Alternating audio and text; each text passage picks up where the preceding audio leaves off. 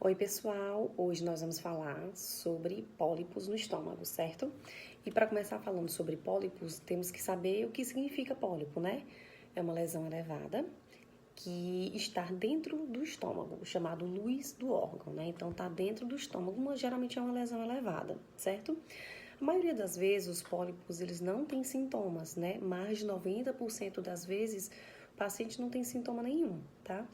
Quando tem sintomas, pode ser devido a sangramento, o pólipo está sangrando, então o paciente pode ter uma anemia, ou então o pólipo, que é essa massinha dentro do estômago, pode ser muito volumosa, está obstruindo alguma parte do estômago, então a maioria das vezes o pólipo é bem pequeno e não tem sintoma nenhum, tá bom? Então são lesões elevadas dentro do nosso estômago. A maioria das vezes são pólipos benignos, ou seja, não são malignos, e achados incidentais. O paciente vai fazer endoscopia por outro motivo e acaba achando um pólipo, tá?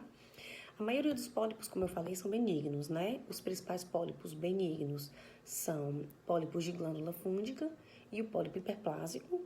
O pólipo de glândula fúngica são pólipos pequenos, geralmente bem numerosos, que está no corpo, na parte do corpo do estômago, e são pólipos muito associados com o uso crônico de omeprazol. Atualmente, né, a maioria das pessoas geralmente usam omeprazol por um bom tempo e é um pólipo que realmente é relacionado com o uso crônico desse tipo de medicamento. Então, são pólipos benignos, sem probabilidade de virar maligno e relacionado ao uso crônico do omeprazol.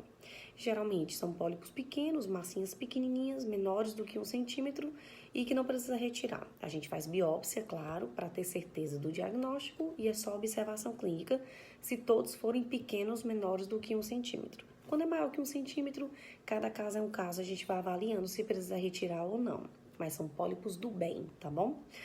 Outro tipo de pólipo benigno é o pólipo hiperplásico, que é um pólipo geralmente também no corpo e no antro, que são partes do estômago, relacionados também a Helicobacter pylori, né? A infecção crônica dessa bactéria aumenta a probabilidade de ter esse tipo de pólipo. Mesmo jeito do pólipo de glândula fúngica.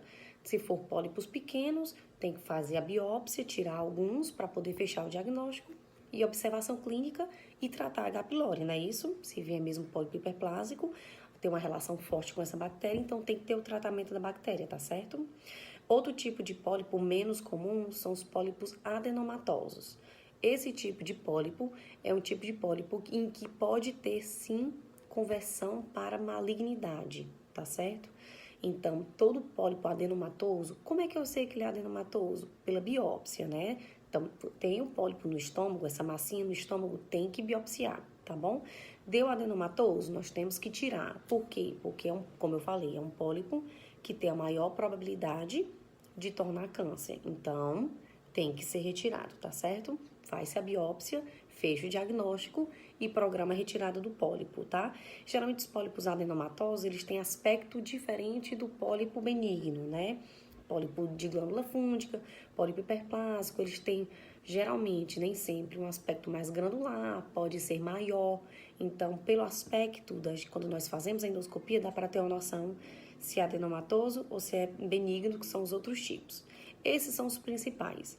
Cada caso é um caso, cada paciente é um paciente. Cada caso a gente tem que avaliar o tamanho do pólipo, se são pólipos pequenos e numerosos, se são pólipos grandes, se precisa tirar, se pode só biopsiar. Mas saibam que 90% das vezes não dá sintoma nenhum e mais de 90% das vezes é benigno, tá bom? Se for relacionado à bactéria, tem que tratar. Cada caso é um caso, a gente avalia se precisa retirar ou não, tá bom? Um abraço.